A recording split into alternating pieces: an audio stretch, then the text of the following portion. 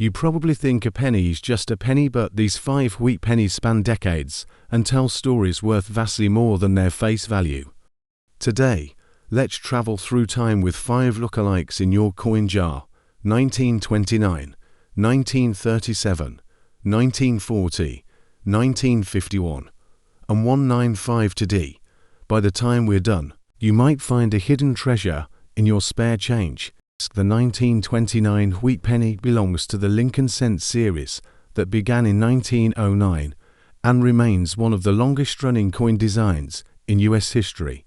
The obverse features Abraham Lincoln's portrait, designed by Victor David Brenner, while the reverse displays the wheat stalks framing the words 1 cent. This design was created to symbolize prosperity and American agriculture, and it was used until 1958, when the memorial reverse replaced it. Asterisk by 1929. The United States Mint had been producing Lincoln cents for 2 decades, and the coin had already become a staple of American pocket change. 3 mints struck the penny in 1929: Philadelphia, no mint mark; Denver D, and San Francisco S. The Philadelphia Mint produced the largest quantity, with more than 185 million coins. Denver followed with about 41 million, and San Francisco struck a little over 50 million.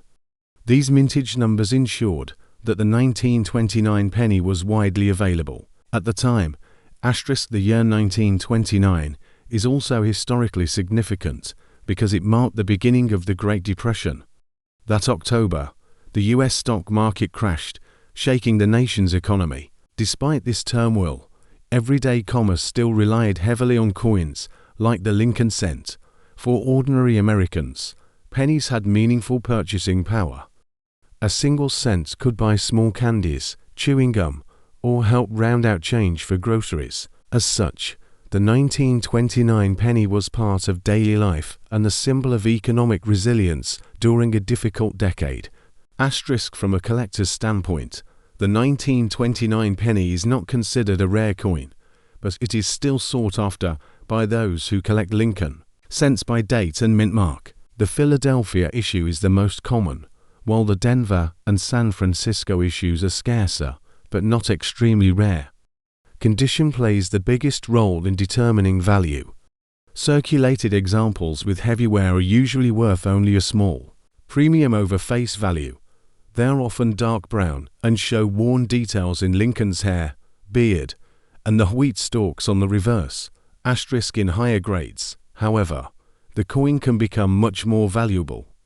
Collectors especially prize coins in mint state, which means they were never used in circulation and still retain their original luster. Uncirculated examples graded MS-63 brown or red brown may bring several dollars, while coins graded MS-65 or higher with full red color can be far more desirable. Red coloration is a key factor. When freshly struck, Lincoln cents had a bright red copper color. Over time, exposure to air causes them to turn brown. Coins that still appear red, even after nearly a century, are significantly more valuable. Asterisk errors also add interest. A 1929 penny with an off-center strike, a double die, or other mint error can fetch higher prices from specialized collectors. Although these errors are not common, they exist and contribute to the appeal of this date. Asterisk overall, the 1929 penny is a historic coin tied to a critical year in American history. Its value today is influenced by condition, mint mark, and color. Asterisk estimated value of the 1929 wheat penny. Asterisk circulated examples, about 15 cents to $1. Asterisk uncirculated brown, red brown, about $5 to $20. Asterisk mint state red examples. Higher-end pieces can sell for $50 to $200 or more. Asterisk next up. The 1937 wheat penny is another part of the long-running Lincoln cent series, and by this time the design had become firmly established in American coinage. The obverse continued to feature Abraham Lincoln's portrait, while the reverse carried the wheat stalks and the words 1 cent, designed by Victor David Brenner. This coin was produced at 3 different mints: Philadelphia No Mint Mark, Denver D, and San Francisco S. Asterisk in terms of mintage, the Philadelphia Mint led with over 309 million coins, making this one of the higher mintage years for the series. Denver followed with around 50 million, and San Francisco produced nearly 35 million. With such high numbers, the 1937 penny was common during its time and remains fairly easy to find today. The late 1930s were a period of gradual economic recovery in the United States as the country worked its way out of the Great Depression. Coins like the 1937 penny saw heavy use in commerce, and as a result, most examples found today are well worn. These circulated coins often display flattened details on Lincoln's face and hair, as well as smooth wheat stalks on the reverse. Such worn examples typically bring very little premium over face value. Asterisk collectors, however, value the 1937 penny in higher grades. In uncirculated condition, the coin can display its original copper luster, ranging from red-brown to full red. Red pieces are again the most valuable, as they have retained their original brightness despite decades of age. Mint state examples are popular with collectors completing year and mint mark sets. Asterisk the 1937 penny is not known for major rarities, but there are occasional mint errors that add to its collectability. These include off-center strikes, clipped, plankets, and repunched mint marks. While error coins are not extremely common, they do increase the value compared to a normal strike.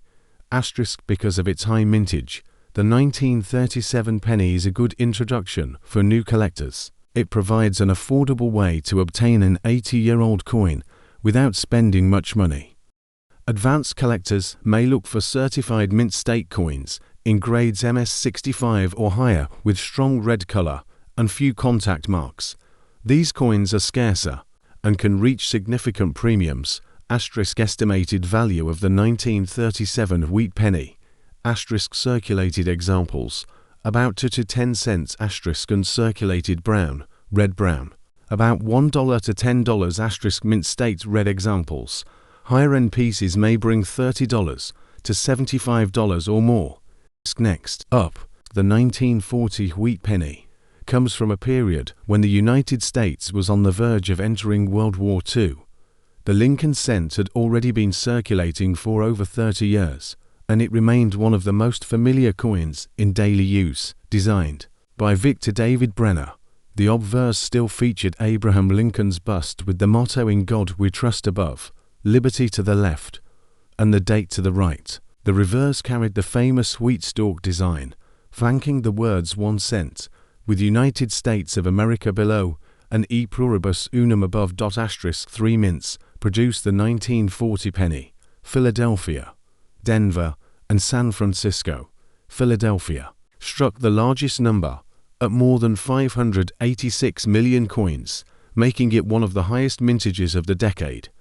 Denver followed with around 81 million pieces, and San Francisco contributed just under 112 million. Altogether, more than 3/4 of 1 billion 1940 pennies were made. Because of these massive mintages, this date is considered common, and it is easy to locate in circulation or in bulk lots of wheat cents. Asterisk most examples found today are circulated, often showing heavy wear from decades of use. In such cases, details on Lincoln's face and the wheat stalks are smoothed down, and the coin takes on a darker brown color due to oxidation of the copper. These well-used pennies carry little collector premium, but they remain popular for sentimental and historical reasons. Asterisk collectors look for higher grade pieces that escape circulation. Mint state 1940 pennies retain their original luster and sharp details, with grading determined by the number of contact marks and the coin's color. Color is crucial for Lincoln cents, as they were originally struck in bright red copper. Over time, exposure to air turns them red-brown and eventually brown. Coins certified as Red Road by grading services are the most valuable, as they have survived more than 8 decades without losing their original brilliance. Asterisk proof coins were also struck in 1940 at the Philadelphia Mint, intended for collectors. These proof issues are scarcer and display a mirror-like surface, making them far more desirable than business strikes. Collectors who specialize in proof wheat cents consider the 1940 proof an important addition to their sets. Asterisk era coins add another layer of interest. Off-center strikes, double dies, and clipped plankets occasionally appear among 1940 pennies.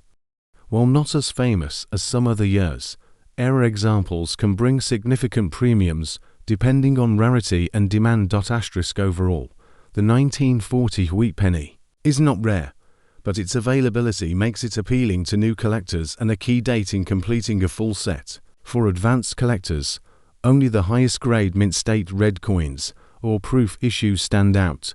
Asterisk estimated value of the 1940 wheat penny.